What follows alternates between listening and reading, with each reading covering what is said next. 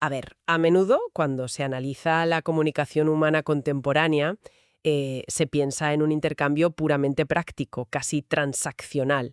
O sea, se envía un mensaje y se recibe una respuesta. Ujú, claro. Es como, bueno, como acercarse a una máquina expendedora.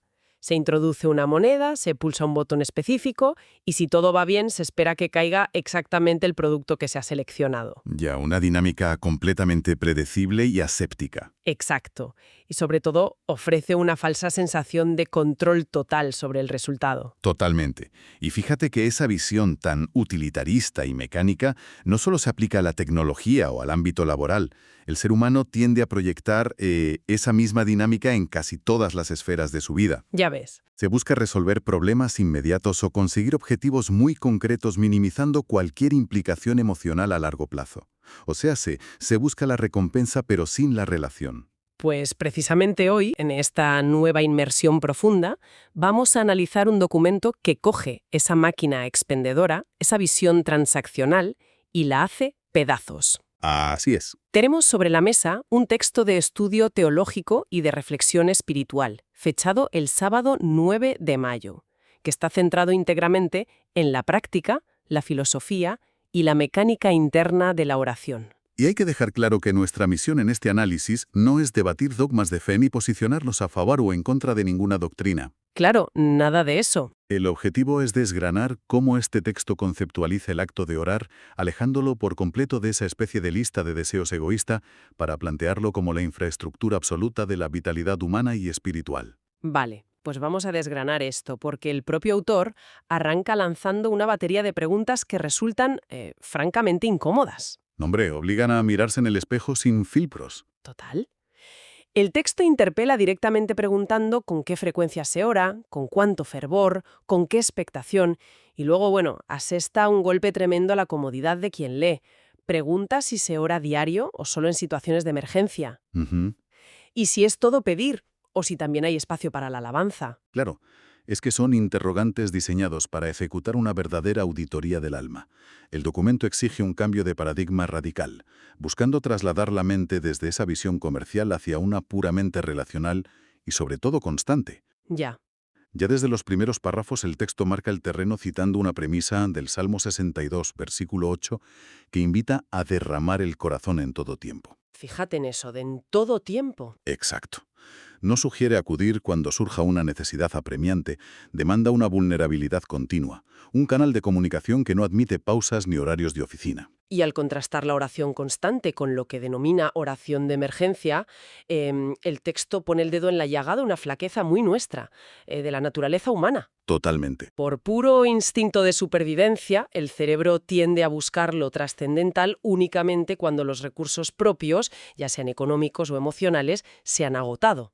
Es decir, en el diagnóstico médico adverso o en la quiebra financiera es cuando aflora la urgencia de conectar con algo superior. Claro, es la clásica dinámica del amigo de la furgoneta. A ver, explícanos eso. Pues que la oración de emergencia funciona exactamente como ese antiguo amigo de la universidad al que no se le dirige la palabra desde hace años. Ya sé por dónde vas. De repente toca mudanza, se recuerda que este amigo tiene un vehículo enorme y se le llama con la excusa barata de ponerse al día. Para acabar pidiéndole que ayude a cargar cajas pesadas todo el fin de semana. Exacto. O sea, ¿qué tipo de relación real se puede sostener si la comunicación solo se reactiva durante las crisis y con el único fin de pedir favores logísticos? Ninguna, claro. Si a una persona se la trata como a una empresa de mudanzas gratuitas, la amistad es inexistente. Lo que hay es un claro parasitismo. Total. Por eso el texto exige la dinámica opuesta, una conexión ininterrumpida. Y para materializar esta idea, introduce una metáfora botánica ineludible en este ámbito teológico.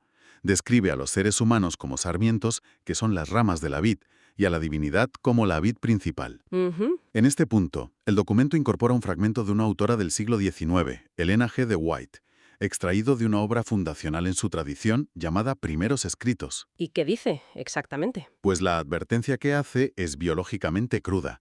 Sin una absorción continua de savia y nutrición de esa vid viviente, sencillamente no hay fuerza. Da la sensación de que el autor recalca que el sarmiento no tiene autonomía para independizarse los fines de semana, vamos. Exacto. No hay descansos.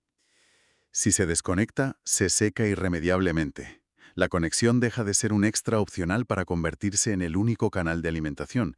Supongo que un sarmiento no dispone de un depósito de reserva para almacenar la savia de las crisis pasadas y tirar de ella durante los meses de sequía. Claro que no. La botánica no miente, ¿eh? Se requiere un flujo constante. Si se interrumpe esa comunicación continua, se corta el suministro de vida. Ya. Y a nivel psicológico y espiritual, el documento argumenta que las respuestas a la oración llegan en el momento adecuado, pero la capacidad de la mente humana para comprender y aceptar esas respuestas solo se desarrolla cuando existe un hábito de conexión constante. Tiene sentido. Alguien que solo acude en medio del humo y las llamas de un incendio personal carece de la estructura emocional para interpretar otra cosa que no sea el puro pánico. Y fíjate, esa falta de estructura en medio del pánico nos lleva a una evolución muy curiosa en el documento. Habiendo establecido que la constancia no es negociable, el texto abandona la botánica y empieza a utilizar terminología anatómica y médica para describir una práctica inmaterial. Así es. Y aquí es donde se pone realmente interesante, porque cataloga la oración como el aliento del alma, lo cual es una imagen poética muy potente. Pero luego cruza una línea más literal y afirma que la oración fortalece los tendones y músculos de la experiencia religiosa. Ujú. Al leer tendones y músculos, parece que el autor ve la fe no como un mero estado de ánimo o una convicción intelectual, sino como un órgano biológico real. Ujú. O sea, apunta el texto a que la espiritualidad tiene una mecánica física. Hombre, fiel a su estilo analítico, el autor rechaza de plano que la espiritualidad quede relegada a un estado etéreo, nebuloso o de simple meditación pasiva. Al incorporar conceptos como tendones y músculos, cataloga la experiencia religiosa como un organismo vivo que exige mantenimiento mecánico riguroso. Claro, Piensa en la función específica de un tendón en el cuerpo humano. Es el tejido que conecta el músculo con el hueso para transmitir la fuerza y generar movimiento. exacto. Por mucha masa muscular o en este caso por mucho conocimiento teológico que se acumule, sin tendones es biológicamente imposible aplicar ninguna fuerza en el mundo material. O sea, si la teología es el músculo y la realidad diaria es el hueso, el tendón espiritual es lo que traduce la intención teórica en acción práctica. Eso es. Alguien puede tener una teoría perfecta sobre la compasión o la paciencia, pero sin esos tendones es incapaz de mover un solo dedo cuando la adversidad llama a la puerta. Efectivamente. La oración, según esta perspectiva, actúa como el ejercicio constante que mantiene esos tendones espirituales elásticos y operativos. Y fíjate que el documento recurre a otra obra teológica de la misma época, Obreros Evangélicos, para dictar una sentencia muy severa. A ver, cuenta. Dice que si se descuida este ejercicio continuo, las facultades espirituales perderán su vitalidad. Madre mía. Se habla de una atrofia en toda regla. Fisiológicamente, un miembro inmovilizado en una escayola pierde masa, tono y fuerza en cuestión de semanas. Pues el texto aplica esta misma ley biológica implacable al espíritu humano. Retomando la metáfora de la respiración celular y el gimnasio, pretender ser espiritualmente fuerte orando solo en emergencias es como, bueno, ir al gimnasio el 1 de enero, levantar una mancuerna durante 10 minutos, volver a casa y sorprenderse genuinamente al día siguiente por no tener el rendimiento de un atleta olímpico. Totalmente absurdo. O peor, como intentar vivir conteniendo la respiración de lunes a sábado y solo tomar aire profundamente los domingos por la mañana. Ya ves. Es insostenible para el cuerpo y el documento sostiene que es igual de letal para la mente. Y el saldo de ese abandono no se traduce en una simple falta de inspiración matutina, ¿eh? El texto subraya que se perderá la fortaleza en Dios y que la experiencia religiosa carecerá de salud y vigor. Claro, debilidad estructural. Exacto. Una práctica irregular genera debilidad profunda. Si las circunstancias de la vida exigen levantar un peso moral enorme, como afrontar un duelo, sostener una crisis familiar o mantener la integridad en el trabajo, y no se han ejercitado esos tendones en la rutina diaria, la estructura colapsa bajo la presión. La lesión es inevitable, claro. Inevitable.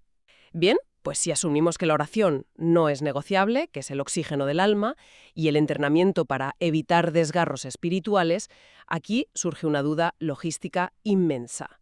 ¿Cómo se ejecuta este ejercicio? La gran pregunta. Porque aquí es donde el texto presenta un concepto que parece un choque de trenes. Cita el Evangelio de Mateo capítulo 11, versículo 12. El reino de los cielos sufre violencia y los violentos lo arrebatan. La palabra que resuena ahí es violencia. Sí, una palabra muy fuerte. El texto aclara que esta violencia representa un santo fervor, ejemplificado en el personaje bíblico de Jacob, quien, según el relato, luchó físicamente cuerpo a cuerpo con un ángel durante toda una noche en el polvo. Ujú. Pero justo después de evocar violencia, arrebatos y lucha física, el autor advierte explícitamente que se debe huir de cualquier estado de intensa excitación.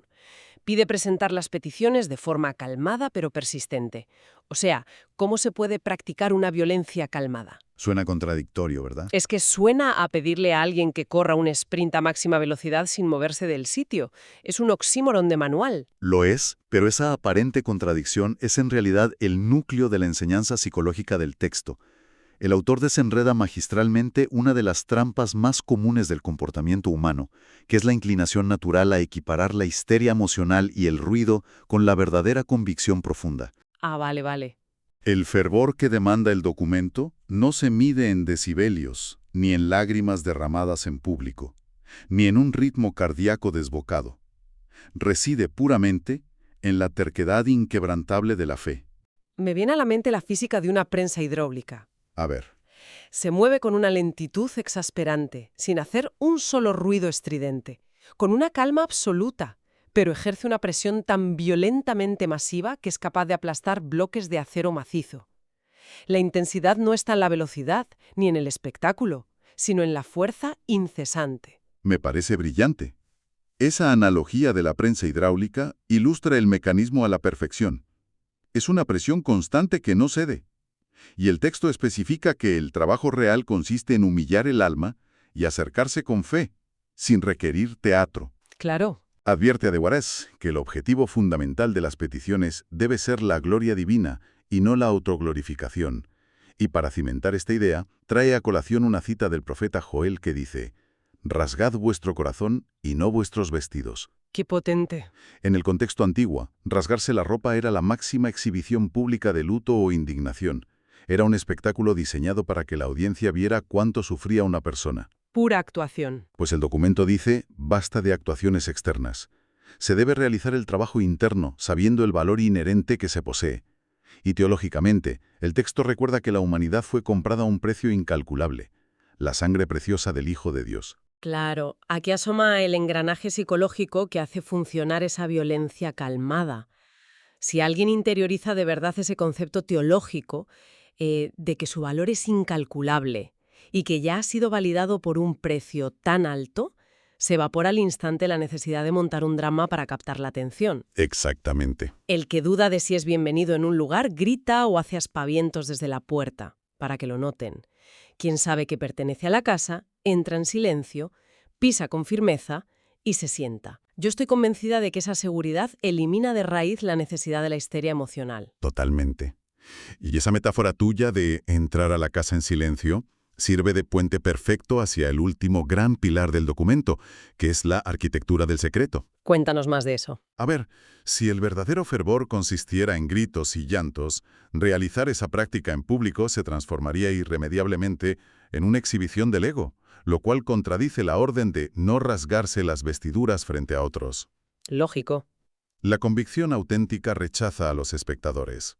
Por eso, aunque el texto reconoce el lugar y la validez de la oración familiar o comunitaria, establece una jerarquía estricta al afirmar que es la oración secreta la que sostiene verdaderamente la vida del alma. Es que las directrices que da el texto en esta sección parecen redactadas por un experto en contraespionaje o ciberseguridad, ¿de verdad? Ya ves. Declara categóricamente la oración secreta debe ser escuchada únicamente por el oído de Dios y añade que ningún oído curioso debe recibir la carga de peticiones.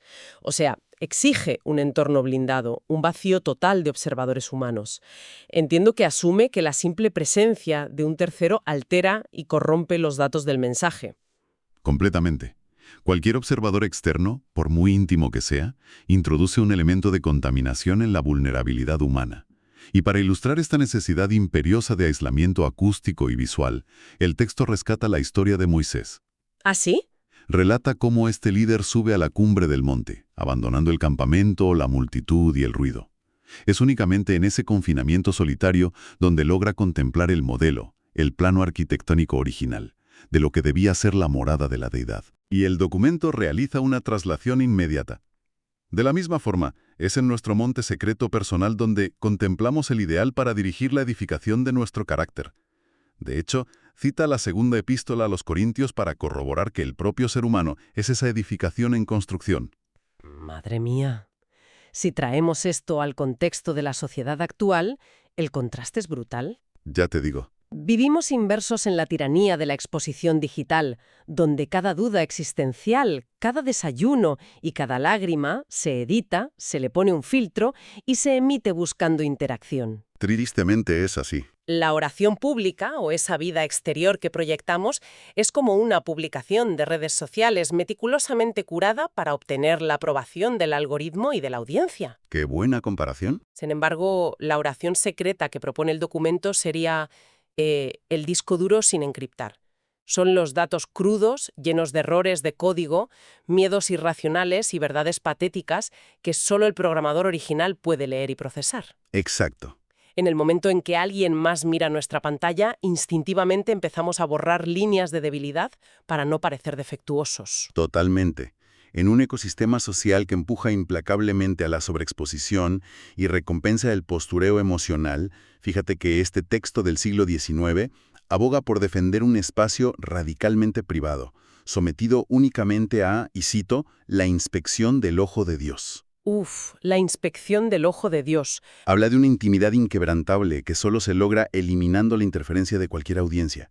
Si hay un oído curioso cerca, ya sea un familiar, un colega o la lente de una cámara, el discurso se manipula. Claro, nos condiciona. Se busca, consciente o inconscientemente, sonar más articulado, más víctima o más piadoso. En el secreto total, el ego carece de oxígeno, no hay nadie a quien impresionar. Y es precisamente en ese vacío de ego donde se puede desarmar y reconstruir la estructura real del carácter. Y el autor sostiene que ese aislamiento es el único taller donde se consiguen las herramientas prácticas para enfrentar la vida diaria. Así es. El texto promete que, en esa comunión secreta, la persona allegará para sí divinos rayos de luz para fortalecerlo y sostenerlo en el conflicto con Satanás. Un lenguaje muy bélico, ¿no? Sí, al utilizar esta terminología de guerra espiritual, el autor deja claro que la resiliencia no se improvisa bajo los focos del escenario, ni en el fragor de la batalla pública. El carácter de acero se forja en el yunque del cuarto oscuro. ¿Como en el deporte? Exacto. Es el mismo principio que rige el deporte de alto rendimiento. La capacidad cardiovascular y la potencia muscular se ganan en las horas invisibles de entrenamiento al amanecer, en soledad absoluta. El momento de la competición pública no crea fuerza, simplemente pone de manifiesto lo que se ha construido o descuidado en la oscuridad. Entonces, haciendo un balance final del recorrido conceptual que nos ha planteado este texto, vemos cómo se desmonta pieza por pieza la visión infantil de la comunicación con lo divino. Sí. Neutraliza por completo la idea de la máquina expendedora y descarta la oración de emergencia como una táctica totalmente disfuncional. Totalmente. Pasa a definirla como la infraestructura biológica misma de la vitalidad humana, un entrenamiento incesante de nuestros tendones espirituales. Además, nos pide ejecutar esa rutina con la violencia calmada de una prensa hidráulica, o sea, una terquedad inquebrantable que no necesita alzar la voz, anclada en una intimidad secreta y totalmente blindada frente a la mirada pública como único método válido para construir el carácter. Un resumen perfecto. Y fíjate que, más allá de las raíces teológicas o de la tradición doctrinal específica de la que emana este documento, la premisa que defiende atesora una pertinencia psicológica y humana de carácter universal. Desde luego. Nos enfrenta cara a cara con la urgencia de mantener una práctica de introspección profunda, ferozmente honesta y, sobre todo, desprovista de audiencias externas. En un mundo contemporáneo que ha monetizado el ruido, la exhibición constante y la dependencia de la validación ajena, este texto arroja una advertencia ineludible. Yo estoy seguro de que la verdadera resiliencia, la cordura y la fortaleza estructural de una persona solo se nutren en el aislamiento radical, en esos escasos momentos donde no hay nadie dispuesto a aplaudir y tampoco nadie dispuesto a emitir un juicio. Es una demanda de autenticidad que, la verdad, llega a dar vértigo. Y todo este análisis nos deja sobre la mesa una reflexión sumamente inquietante. A ver. Si se acepta el paradigma que propone este texto sobre la innegociable arquitectura del secreto, se asume que la verdadera edificación de la identidad solo tiene lugar en la soledad más absoluta, muy lejos de cualquier oído curioso o mirada indiscreta. Sí. Ante esto, cabe hacerse una pregunta final. Cuando verdaderamente no hay nadie observando y cuando nadie en absoluto está escuchando, ¿qué tipo de edificio se está construyendo realmente en la mente? Ahí queda eso. Hasta el próximo análisis profundo.